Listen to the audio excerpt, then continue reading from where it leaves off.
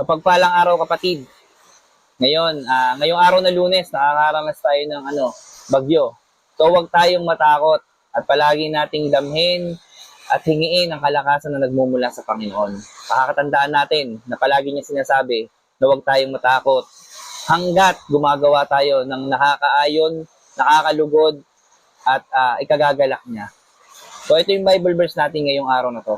Sabi sa Isaiah chapter 41 verse 10 to 13. Ako isa sa iyo, huwag kang matakot. Ako ang iyong Diyos, hindi ka dapat mangamba. Palalakasin kita at tutulungan, iingatan at ililigtas. Lahat ng may mga galit sa iyo ay mapapahiya at mamamatay. Ang sino mang lumaban sa iyo, hahanapin ninyo sila ngunit hindi makikita. Mawawala na sila na lubusan dito sa lupa. Ako si Yahweh na inyong Diyos ang magpapalakas sa inyo.